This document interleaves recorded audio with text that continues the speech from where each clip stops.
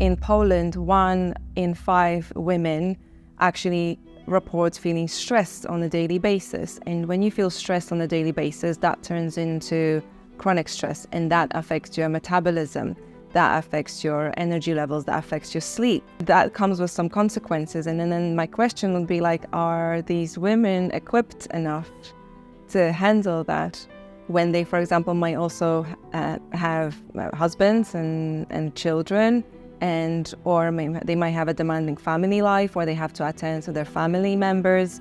So are they equipped to be handling those stress levels at work whilst also performing in their personal life?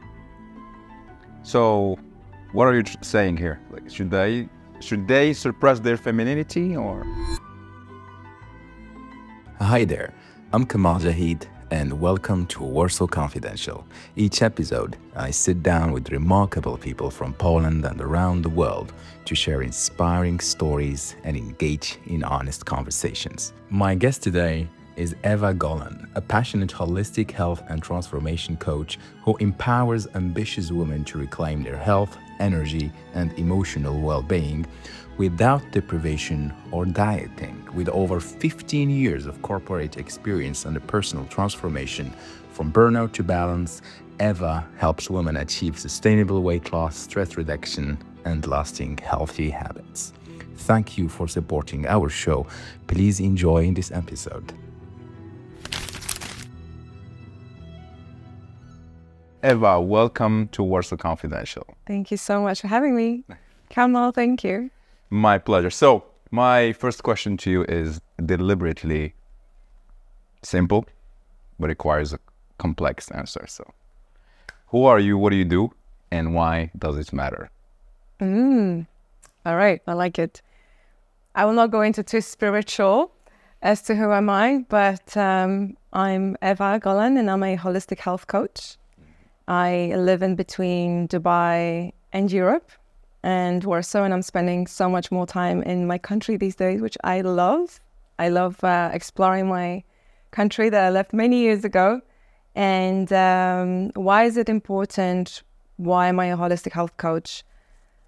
I've been in corporate for many, many years, and I felt very uninspired after a while. And one of the things that I've always been passionate about is health and well-being. And there's always been this drive to help others also lead a healthier lifestyle. And a big event happened a couple of years ago. And that changed the course of my life, my professional life and my personal life. And as part of that, I decided to focus on health and focus on helping others become healthier and lead a happier lives, more fulfilled lives, more present lives, more present lives. I think we're all kind of very busy, right? Everyone's busy going. But what goes with that is a lot of burnout. Yeah. And especially in the corporate world, or where you're your own business, let's say you have your own business and you're an entrepreneur, that goes in line with long hours, deprioritizing health, and a lot of stress. And I've noticed that on myself, and I've noticed that on many, many people around me. And that kind of led me into, asking myself, why am I really here? And what is it? What's my purpose? And as part of my, let's say, background as well, I was a dance coach, so I taught dance for I didn't know that. 12 years in London and in Dubai. And women have been always coming to me for weight loss. Like, it's just started happening naturally, So I took it to the next level. I decided to become a holistic health and life coach. So I studied that. So it covers like the whole package, if we may. Okay, so before we dive into the specifics of what you do and how you help women or people in general, what is the one thing you could tell me about your childhood and will help me understand the woman sitting in front of me today? That's such a good question, because Thank you. if you asked me a few years ago, I may have given you a negative answer. But the more I look at the world, the more I see how, let's say, people children grow up in Dubai, or they grow up in a big city like Warsaw.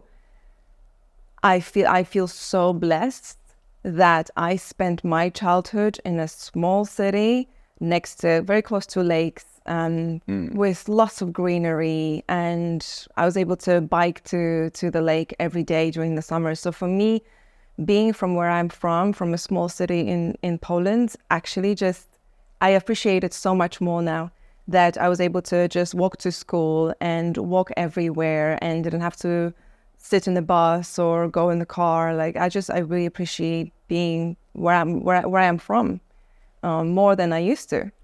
So when I go back there now and I go back to visit my dad, I'm just in awe of the nature and I appreciate it so much more.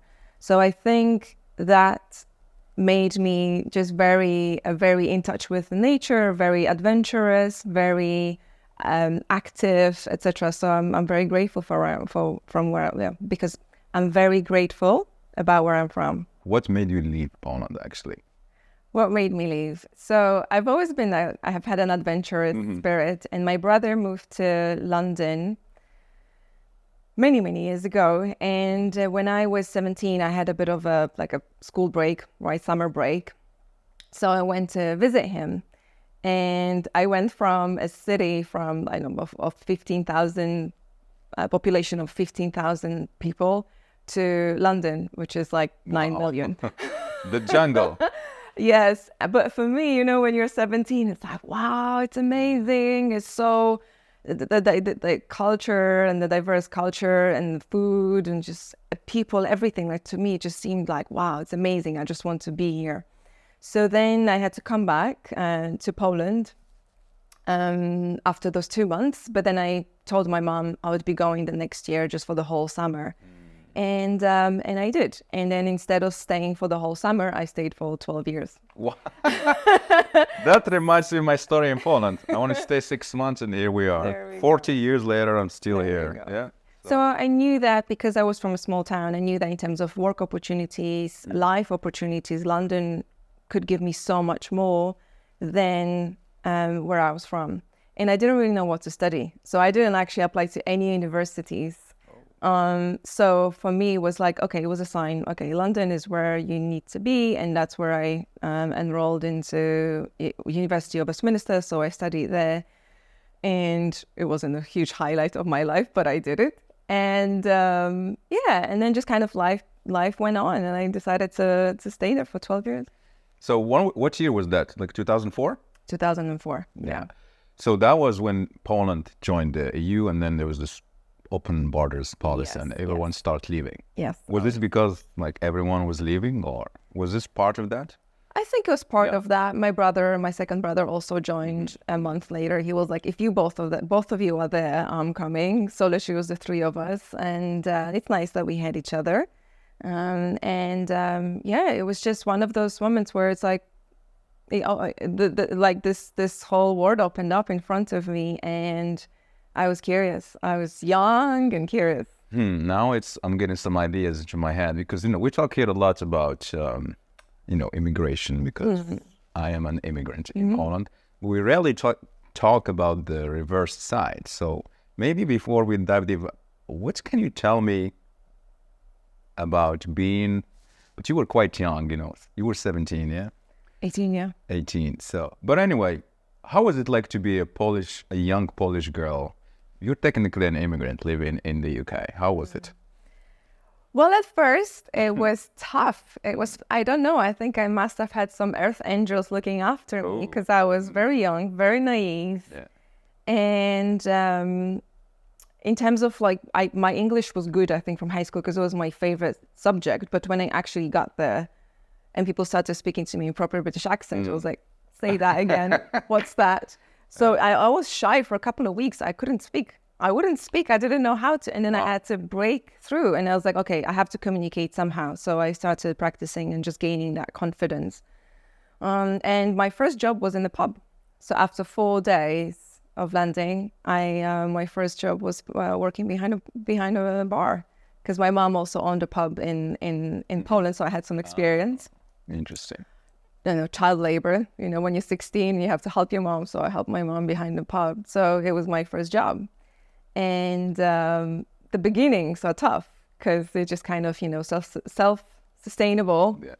I didn't really get any help from my parents and had to kind of rely on myself. And that's how it started before I got into the corporate world. So the beginnings were tough, but also, you just kind of, when you're younger, it's like, you focus on different things. So for me, it was just like, oh my God, London is amazing. And it just felt so much like a city of so many opportunities. And I was very grateful, I think, to be there for that reason. So even though I had very little, I was happy. So how did you go about, building your social circle, all these things? Do you remember? Oh, well, because I worked in the pub.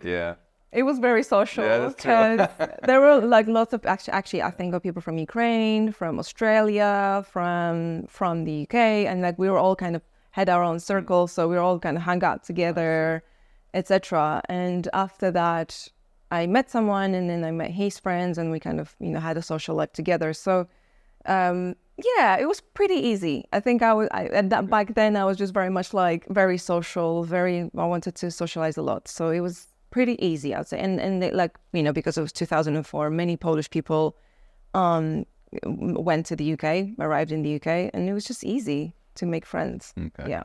Have you ever, or did you feel that you are actually home when you moved to London, for example? Did you say, oh my God, I feel so good, I could live here forever? Did you ever have this sentiment? Good question. I don't think so. It was home for a while, but after a while, it just became very heavy, very, very chaotic. The travel, the commute takes so long, and it wasn't my language, but I still enjoyed, communicating in English. But did it feel like home for a little bit? But after 12 years, I had a moment where I was just like, I can't do this anymore. This is not for me. Okay, so that's a good segue. So let's go back to that moment. So you moved there as a young, naive, ambitious, beautiful girl, I would say, and you work at this bar, you make some friends, you live in the London life, and then you integrate the corporate world. So tell me about that experience.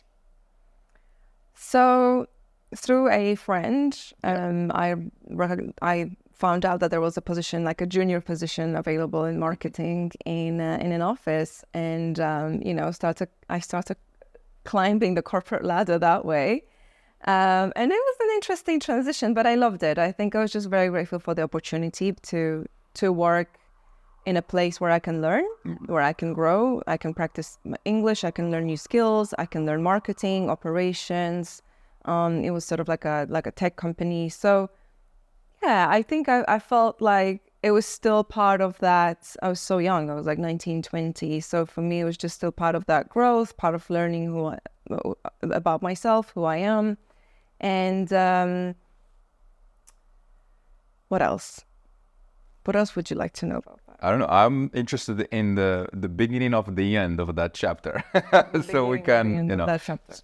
Because I think, it is, of course, corporate work. So a lot of people are having this job. So I'm interested to know, when did you start to feel that burnout creeping on you and saying, well, this is not me, I need to change, and why and how? Okay. So I think in London, I didn't feel so much pressure in the corporate world. I felt sort of safer. Something goes wrong, I still felt safe. The burnout pretty much happened in Dubai. Okay, interesting. Yeah. But how so? In a way that... The same office was in Dubai or something, or? Different. It was a different company. Different company. But so after 12 years, I think I burned out with London. That was the first burnout, not the corporate one, but the first burnout was London. I was traveling for 4 months, and I came back to London. It was 2016, and my heart was not in it anymore. I was looking for jobs because I got fired 5 months earlier, and And it was just like the universe, giving me a kick, like, go, this is your time. You're not supposed to be here anymore. And so I got fired. I traveled and I came back to London after 4 months, and I was like, oh God, what do I do? And I started applying for jobs, but my heart wasn't there. And then I started scrolling on Facebook, and I saw that my ex-colleagues are somewhere really amazing and sunny, and then they're just brunching every weekend in the pool, and they're by the pool, and everything. It was just super. I was like, this is where I want to be. And then as the universe had it, there was a position available at a tech company, and my background matched that position because that's what I did in London. So I applied for it, I got the job, and a month later I moved to Dubai. And the thing with Dubai is when you're, again, self-sufficient, I was single, and there's a lot of pressure, and people think that people make so much money, but in my first year in Dubai, I really made very little. And just to be sustained and also learning the new way of living, and things are expensive in Dubai. So even though maybe you're making a little bit more than I was in London, then still like the lifestyle, the actual bills, everything is higher. So the first year in Dubai was very tough for me because I felt so much pressure to perform at my job, to do well, right? To pass my probation period, and then also I wanted to have a social life. So I was going out, socializing a lot, partying, going out, not sleeping very well on the back of that, which we'll probably talk about later on, what the effects of that were. And and after a year of that constant cycle and 8 cups of coffee a day, as a result of that, I burn out. I started feeling terrible, and I needed to get out of Dubai. I was like, get me out of here. I need to be somewhere else where I don't see anyone, I don't speak to anyone. And as the universe had it, once again, I ended up in Vipassana. Where? In India. India. Wow, okay. Which is a silent meditation. Some people call it prison, some people call it retreat. Depends who you're speaking to, because you don't have your phone, your passport's taken away, your wallet, everything, and you just meditate for 10 hours a day. Okay, before we go there, because, I want to a little bit talk about the actual burnout, because this word gets thrown a lot on social media, and everyone's like, oh, I'm burned out. How do you define a burnout, and what is the feelings? What are the symptoms, and what did you feel? Did you say this is a burnout? Yeah, that's a very good question, right? Because I feel like it's quite individual. Yeah, exactly. Because different people will feel it differently. Right. But for me, it was this constant feeling of tiredness. Like I was waking up and felt like, what's the point? You didn't sleep at all. Yeah, like I had a poor sleep. I didn't eat breakfast, and the first thing I had was coffee. And then I was actually still going to CrossFit because everybody was doing CrossFit in the office, and I wanted to fit in. Yeah. So I hated it. Absolutely hated it. But I'll be going to at 5:30 in the morning. Yeah. So then and then for me, it was just a constant feeling of tiredness, of feeling like, is it all worth this life? And yeah, so constant feeling of tiredness, constant sort of like, sleep disorder. And I could see it on my body. So that manifested in my body. So I was probably about 15 kgs heavier. And that a lot of people see that as well. So they see when you're stressed, when your body is under a lot of stress, the cortisol goes up. So and that manifests on our body. That manifests mainly all around our face. So the face becomes rounder. Actually, we gain a lot more weight around the belly as well. So I saw all of those signs on my own body, and that was a big wake up call for me. I was like, there's something's not right. When I didn't feel inspired to go to the office. I didn't feel really inspired to do much. So for me, it was just a constant feeling of, what's the point? I'm so tired. I just want to sleep. And I'm like, is this life? Is that life? That's not life. So these were the signs for me.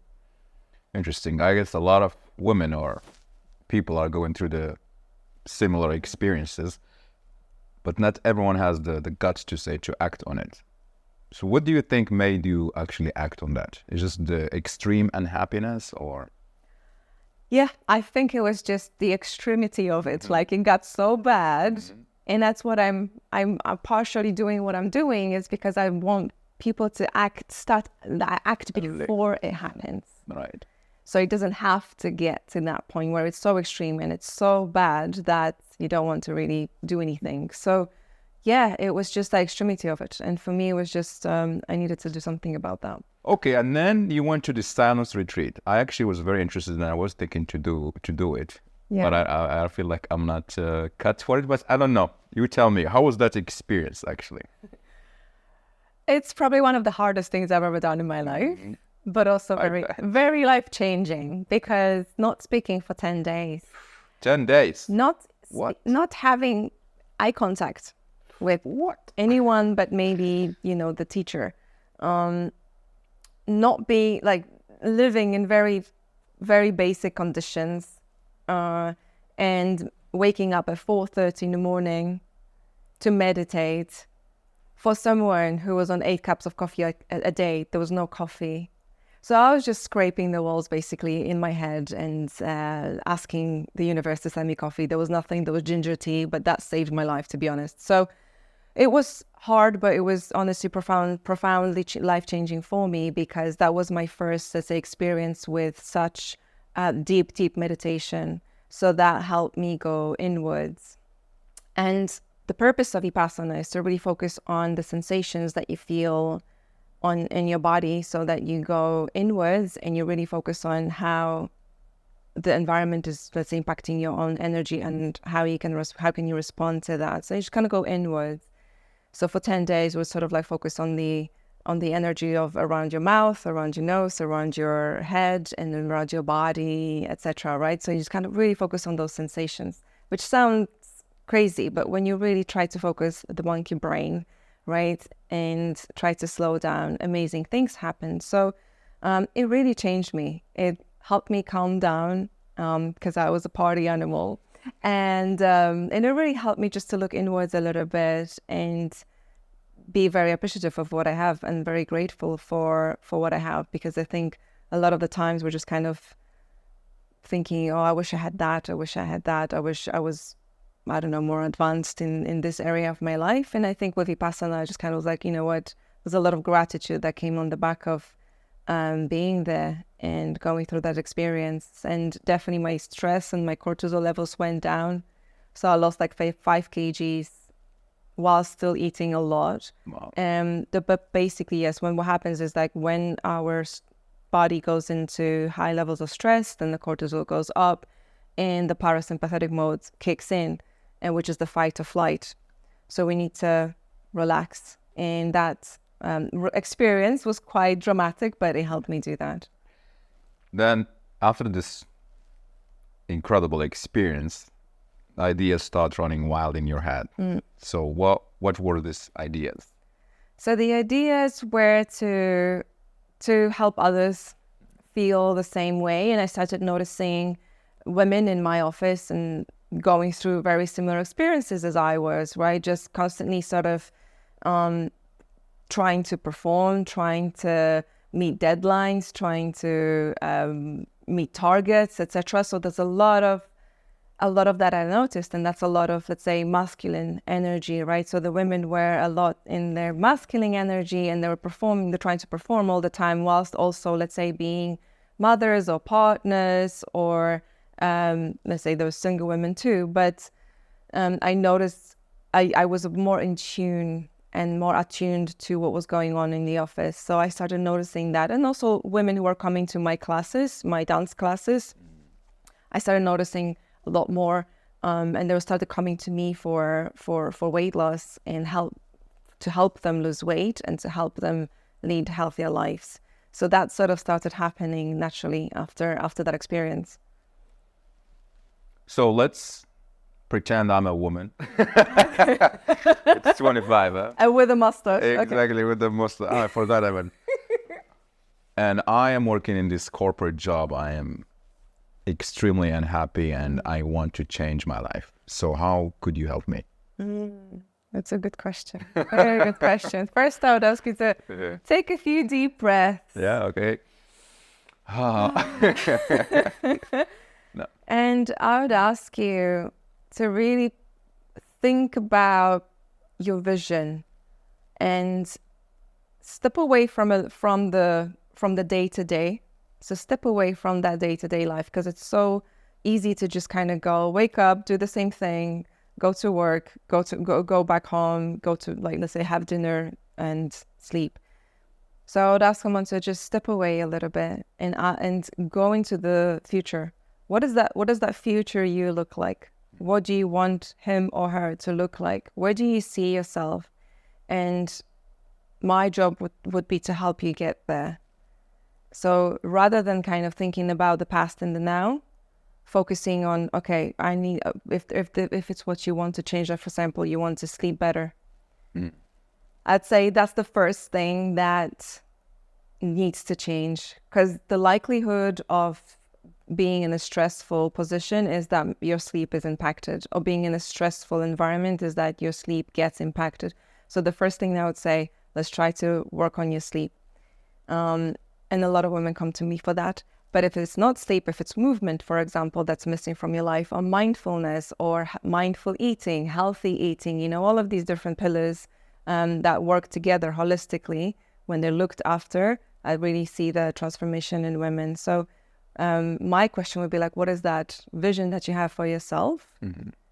Well, I have some kids. I want to have energy to play with my kids and not to be annoyed when I get home from my could be boring job. Let's say boring job. I want to have the energy and just be alive, feel alive, to be honest.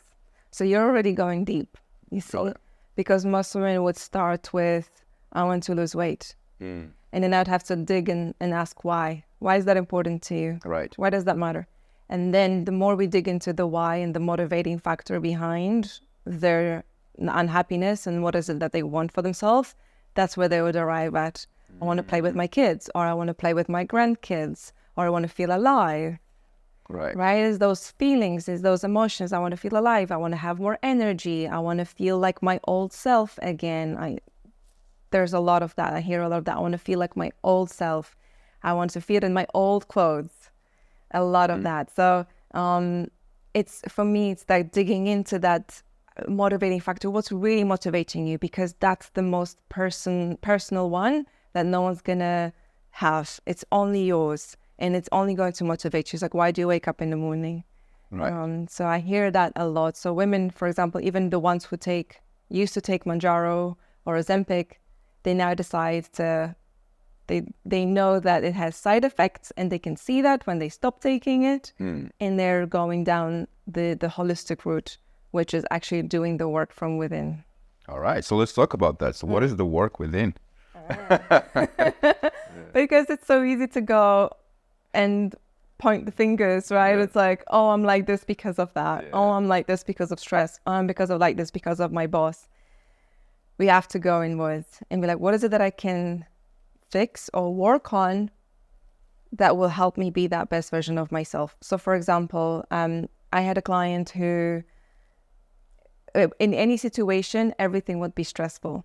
Right. Anything she would tackle, it would be very, very stressful. And we started with introducing just mindfulness, 5 minutes of mindfulness every single day, just to help her cortisol levels go down and her sympathetic mode put to bed. So we worked on introducing mindfulness in her daily life, and that really helped. Like the small thing. What's the one small thing that you could be doing that you're not doing that you know will have a big impact on your life right now?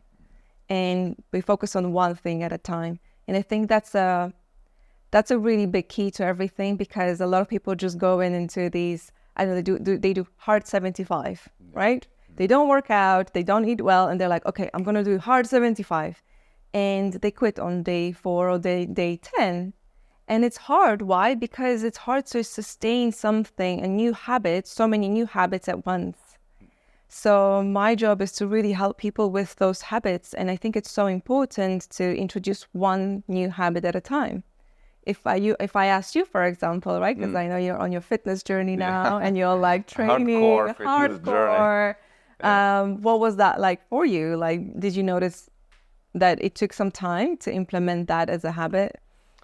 Well, I'm kind of special case here. No, but if I have to remove myself from so actually what started was my back pain. It was like really horrible. And I said, I'm going to give it a month rest, do nothing. And, 1 month, I was like, well, this is nice not to go to the gym, 2 months, 3, and it was like 4 months already in. And I just became a complete, I wouldn't say extreme words, but just I felt like a loser, to be honest. And obviously I saw the weight gain and all this and the energy level dipping. I was not sleeping very good.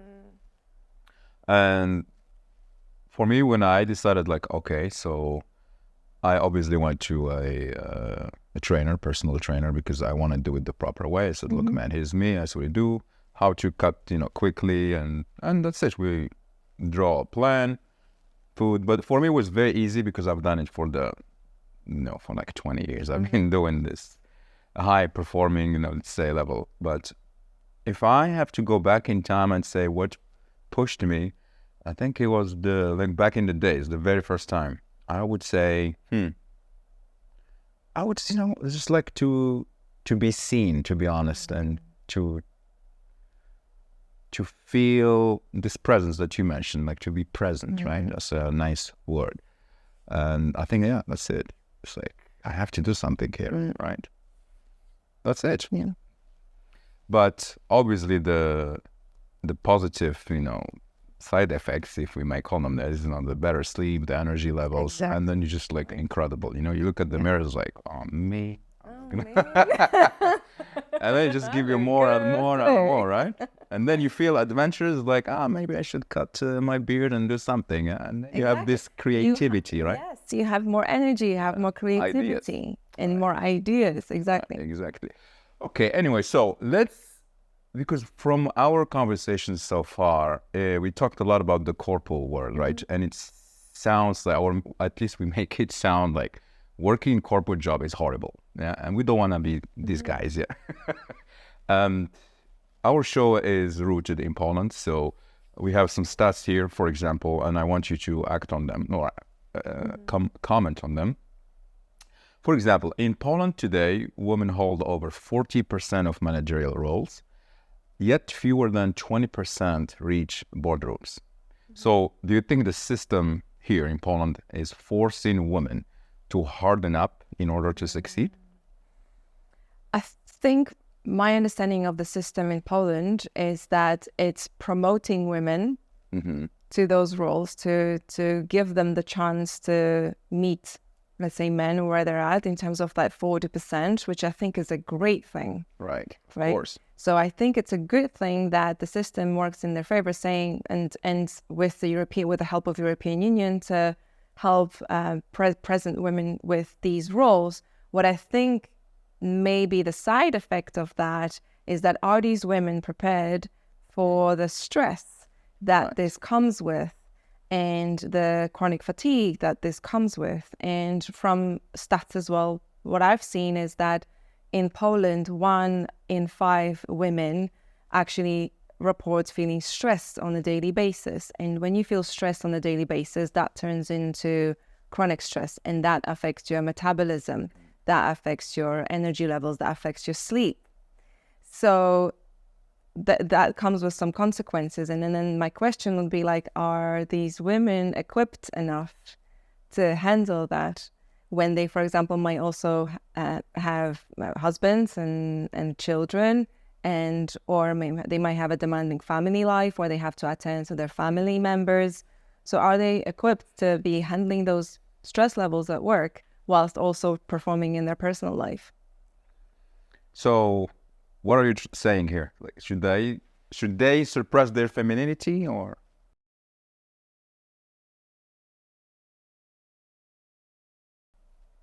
Yes. Man, this show hasn't been canceled. Do you want to repeat that? No, I like this part. Okay. So I think that's a nice segue to the masculine versus feminine energy. You mentioned it, 40% is great to have top, because you made it sound like these women are not ready for this stress. Is that true, or am I tripping? So that's what I'm wondering. Yeah. Are they? Right? Because we know, and I've seen it firsthand, that corporate jobs do require a lot of masculine energy because you're in your planning, organization, sort of a little bit of control, right? Because you've got deadlines, maybe you're leading a team, etc. So that's a lot of masculinity that comes out in women. So with regards to that, I lost the question. What's the question? Should they suppress their femininity? Should they suppress their femininity? That's a very good question, because I don't think they should, but are they in a position to lead from a feminine energy? Or is the energy in Polish offices and Polish corporations still a bit masculine? What I'm seeing in Dubai, for example, there's a lot of courses and programs for female-led leadership. And I'm not sure how that situation looks in Poland right now. Is that a thing? Do people offer those female-led leadership programs? I think it's something that is fairly new.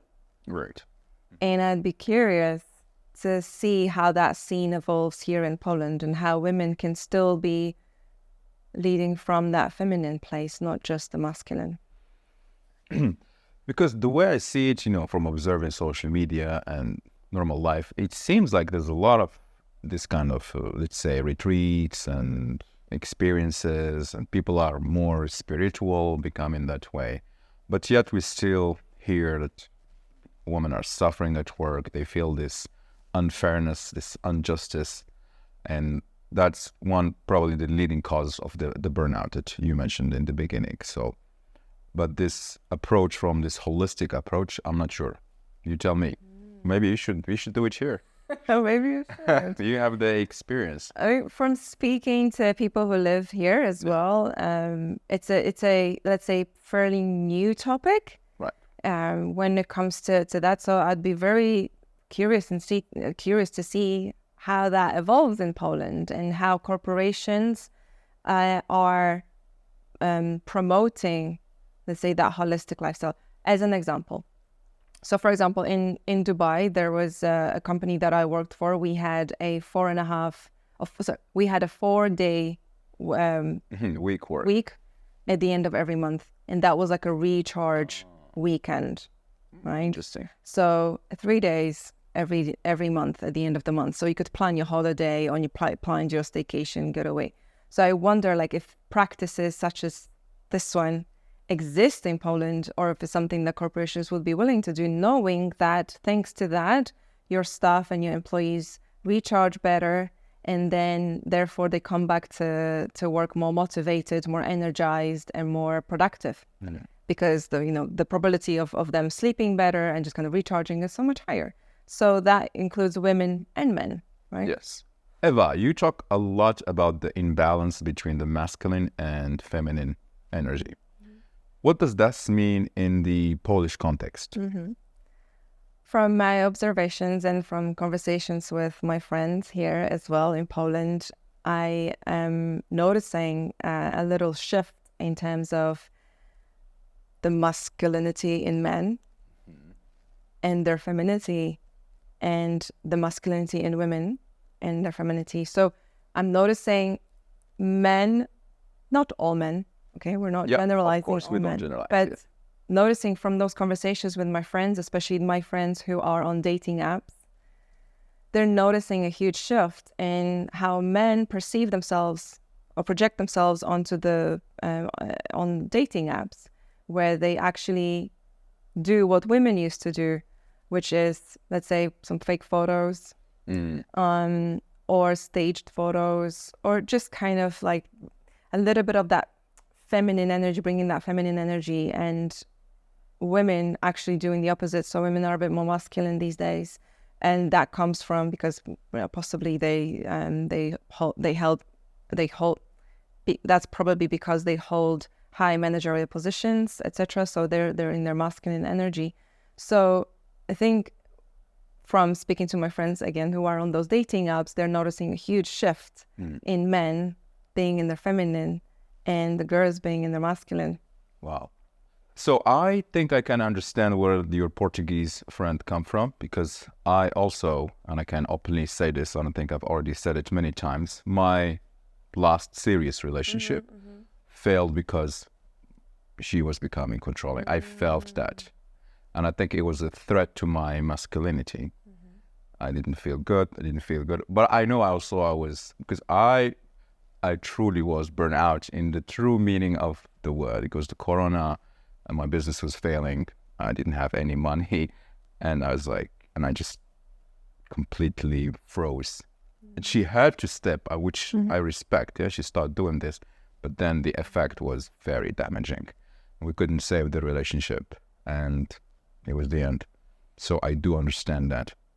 Did you notice that shift in the way that when she stepped into being more controlling, etc.? Did you notice that shift where she stepped more into her masculine and therefore you were in your feminine a little bit more, so she was maybe making more decisions, etc.? And did that kill like the attraction, etc.? And then absolutely, 100%. I think the attraction was the first victim of this whole thing, the situation, and I was just not attracted anymore. I still had love for her because we were together for I think 2 years, but the relationship just shifted. And also it's gonna this is a very interesting point, because we were working together in the company, in the Meknes, and she was so good at work at the company that I just like gave her everything. Like, you know what, I'm just gonna do marketing because it's what I do. And because she became so good at a job, and also something I hated is dealing with people, like, invoicing and all this. Just like, I don't want to fucking do meetings, you do them. And she was doing with the manufacturing, all these guys, I was not going to these meetings. And she just became so good. I'm like, well, I guess from, love partners to business partners. And that completely killed the relationship. Because at home, I was like, okay, what are we going to do? We're just going to talk about work, and it was over. So I think in those moments, right, sometimes it's salvageable. It can be in a way that this conversations and communication that needs to happen. It's not easy, right? Because people think that relationships are easy. They're not. Yeah. It's like a constant learning curve and work and, figuring out how to live together and learning about each other's quirks.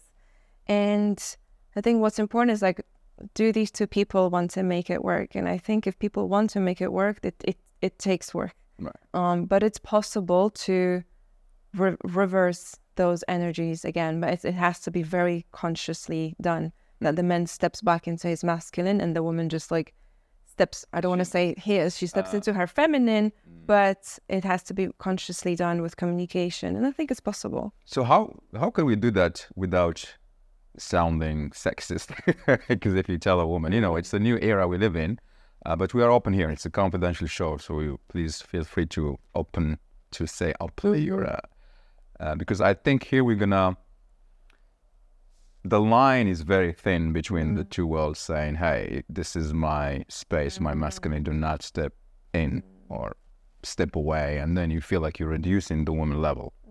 It's very tricky, so very good luck for answering that. I have one sentence that I can share that works in any situation, whether that's balancing out the energies or whether that's something that doesn't work in the relationship. And so, let's say the woman did something you didn't like, and you want to deliver a message. So I would recommend saying the sentence that starts with I feel X when or because of Y, and I need Z. Like if you just focus on that one simple sentence, and I know it's so simple, but because here you're talking about your feelings. I feel. What would that be for you, for example? Let's say if I see her like stepping, I'd say, okay, I think it is a genuine concern I had in one relationship. I was feeling that the partner was not actually taking more, let's say, initiative. For example, I have to plan the trip, I have to pay for it, I have to plan the fucking Uber, you know, all these things. And I feel like she was not engaged. She's just like showing there as a princess. Okay. And so I would say, for example, I feel like you're not doing much, even though... What was that formula? So that I feel, and you got to focus on your feelings, because if you say I feel when you, then it's still on them. Attacking them. Oh, yes. So how can you turn it into like, I feel, I don't know, I'll appreciate it. That is, yeah. Well, which is true. I feel I'm not being helped, to be honest. Yeah. So it's something like, I feel, this is my feeling. No one can take it away from you. I feel I feel unappreciated when. When you're just chilling and doing nothing. And instead I need you to. Yeah. Oh, I need to. You know, it sounds, I need more help. I need more help. And more engagement, you know, more. We're doing this together, yeah? We're planning the holidays together. Yeah. So if you deliver a message like this, you're not attacking someone else. You're just letting them know that your feelings got hurt. And sometimes I guess that's the tricky part for men. Maybe it's not easy. True. I mean, I would never say, I feel... Yeah. Right? My culture won't allow me to do that. I know, but when you try delivering it this way next time, let me know, because really, and for women, I will. Especially like if you deliver in your authentic way, I really believe that this is so simple. But instead of attacking the other person, you're focusing on how you're feeling and what you need, what you need to happen instead for you to feel better. So communication, basically. Communication is key, for our conversations. Okay, so let's play out here a scenario again, and because I really want to, you know, the Pareto law, the 80-20. So what is the 80% of your, let's say, work or experiences or teaching that could give, no, what is the 20% that could give 80% of the result to women? The 20% is the small daily things that we do consistently. That makes up the 80% of the results. And typically people think that, they have to do everything at once, but it's the daily little improvements that we do on a daily basis that make up the 80%. And I'm sure you're familiar with the 1% rule, right? And then if we try to be 1% better each day, then we're likely to be 37 times better at the end of the year. So I really believe in those small little things. So what that can look like is walking more, meditating, eating healthier, and let's say reducing junk food or drinking less coffee, going to bed earlier, stop scrolling on social media before bed. Not everything at once. But what's that one thing that I always ask, what's that one thing that you could be doing that you're not doing, that you know will have a better, have a good impact on your well-being? So that for me is that 20%. Small daily little rituals, habits. Some people don't like the word habits. They think it's boring. Right? It could be boring. It's a daily habit. But the habits, rituals, me time, anything that just really helps to improve that balance between the mind and the body and the soul. I also noticed in your social media content, you always say, you will make it a diet, but you still keep eating what you like. What do you mean by that? Can I still eat burgers and stuff? In Poland, I eat everything. No limits. Really? I work out harder, but there's no limits. Like I love Polish food so much. You look great. So can you tell us the secret? Thank you. I walk a lot. Okay. Walk. I walk a lot. I think walking is underrated. Oh yeah. I'm a little bit like Swiss on this, that I need to do my 10,000 steps a day. But whatever it is that you can do during your day, do that. But I think walking is one thing. And I do believe that, okay, if you can eat anything you want in moderation, right? Ideally, let's say you would have proper breakfast, so healthy breakfast. And then if you want to have like a cheat meal or something like really, really big, then have it for lunch, not for breakfast. So at least you have nice energetic breakfast. You can go with the day, you can work out, and then you can have a bigger lunch, or Polish pierogi, Polish gołąbki, Polish schabowy, everything.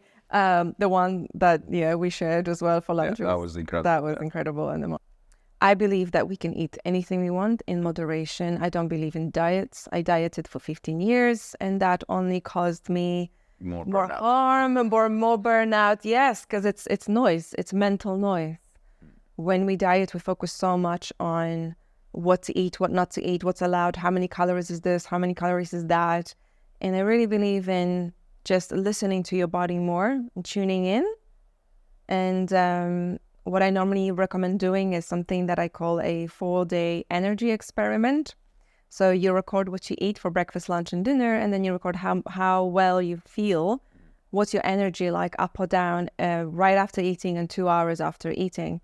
So typically what that gives you is that data. It's like, oh, I feel sluggish or tired after eating a very heavy meal. Then you just you tune in and you listen to your body more, and by doing that, you can really see what gives you energy and what takes it away.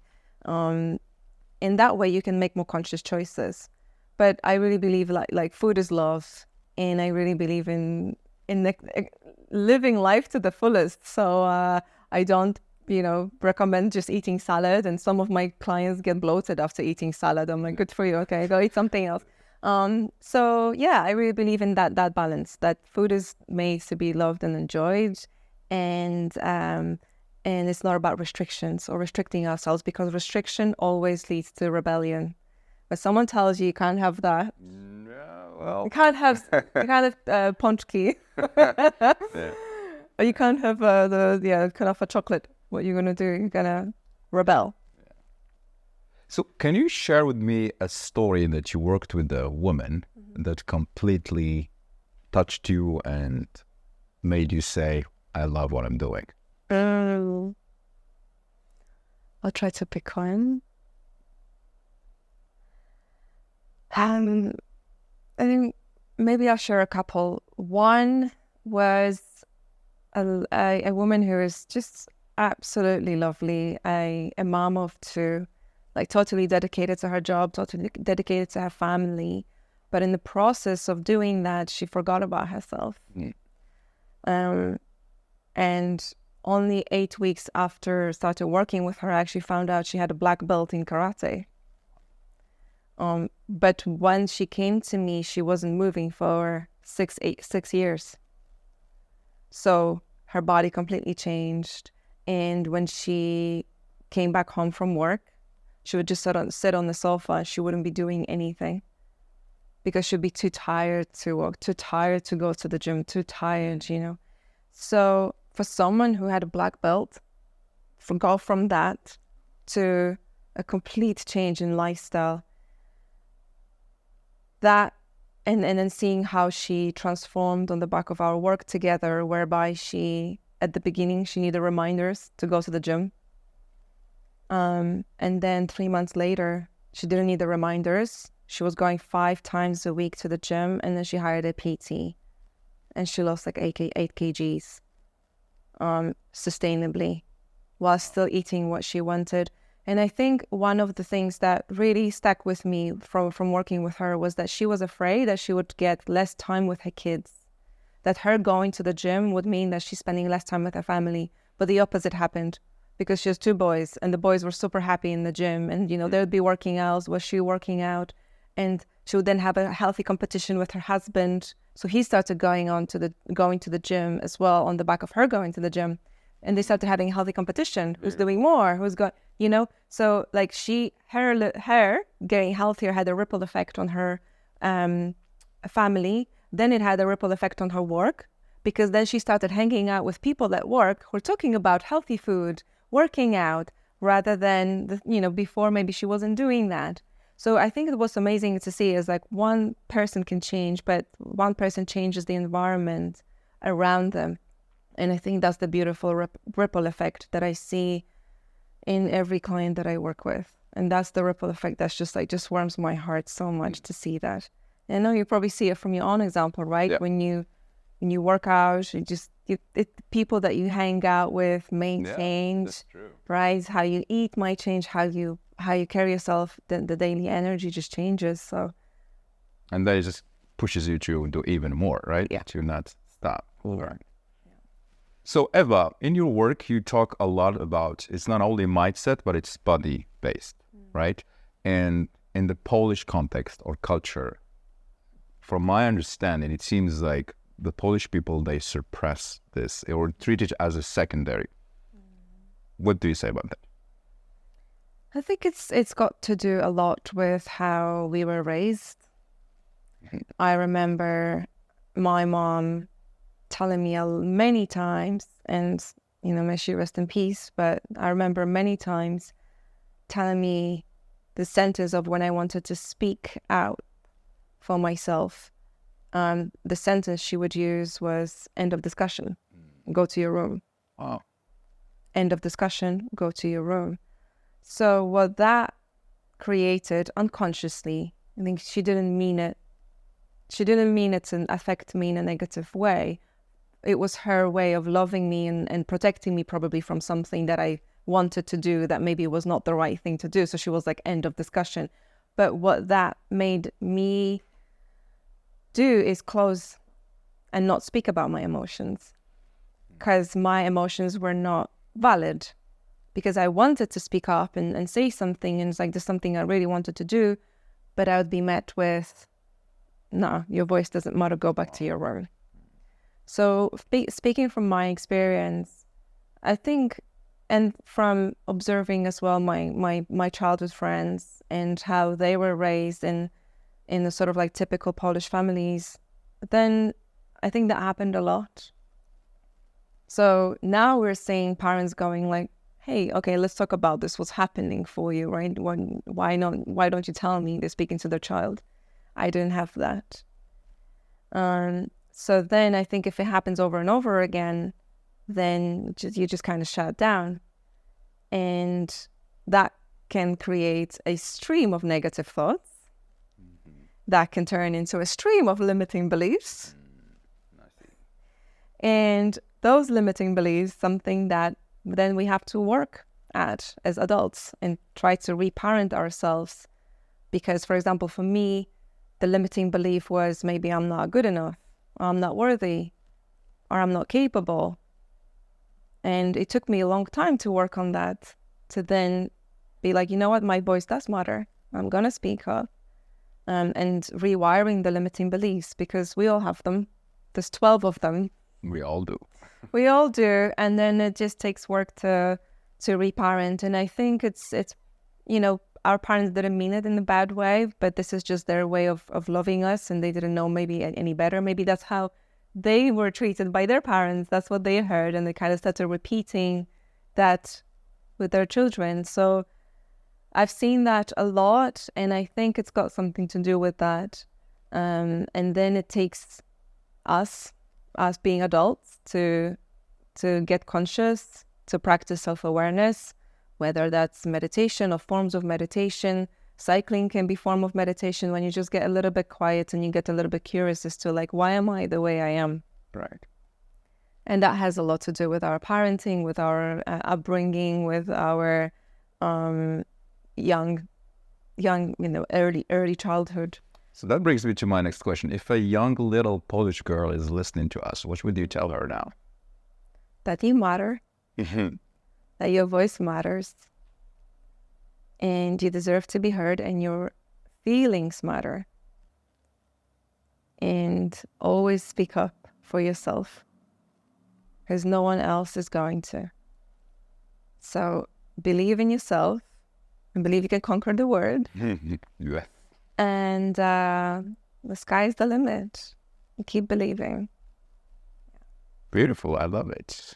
All right. So the next question would be, is there anything from your field of expertise that we didn't talk about and we should have? I think we're on the right path. Because a lot of what I'm seeing in my clients, especially because I work with women, is when they spend so much time dedicating to their families or their work, in the process, they forget about themselves and they deprioritize themselves. And that has an effect on how they show up during the day and their daily food choices, on whether they decide to go to the gym or move or not. So for many women, when it comes to eating, right, it can be quite emotional. So if there's a void that they're trying to fill in their lives, for example, maybe they've been single for a very long time and living alone for a very long time, or maybe they've been just devoting so much time to their family that they've been deprioritizing themselves. It can often be very emotional when it comes to eating, right? So they trying to fill that void by eating certain foods or eating or overeating, etc., right? So what I've seen, and that kind of ties into this masculine feminine energy as well, because I've seen that many women who, let's say, are single, they tap into their masculine, and then there's a lot of emotional eating involved. So, but how, one thing that I work on them, one of the things that I work with them on is tapping into their feminine energy a little bit more and prioritizing themselves in the process. Because I really believe, from what I've seen, is that when we women or men deprioritize our health, deprioritize ourselves, unfortunately that has a negative ripple effect on all the other areas of our life, and that includes health, and that includes relationships, etc. I think when we go back to this self-love, self-worth, self-belief. So as a woman in Poland, is it possible to be both soft and successful, peaceful and powerful? Love that question. I truly believe we can do it, and it's possible. I think it just takes a level of self-awareness and really tapping into reading people's energies. So yes, you can be soft and you can deliver your message in a soft way, but you can still be successful. It doesn't mean that it has to be harsh. It doesn't mean that it has to be offending anyone. It can still be delivered in a soft, feminine way, but that can actually change people's perception around you in a good way, in a way that you know how to deliver the message in a soft way and then still be successful. And peaceful and powerful, I love that too. I think the more we practice being mindful and meditation, the more at peace we are with ourselves. Inner peace, which I think is one of the most powerful qualities that anyone can have and anyone can work at. So if we have the inner peace, I think we can be even more powerful. Beautiful. This conversation has been wonderful, Eva. Thank you so much for coming. So if the audience want to find out about your work, where can we find you? You can find me on Instagram and YouTube at Eva Golan. You can take my 14-day gut cleanse to start with if it's something that you would like to do on your health and cleansing reset journey. And thank you so much for having me. Of course, my pleasure. I look forward to seeing you again in the show. Thank you, Eva. Thank you.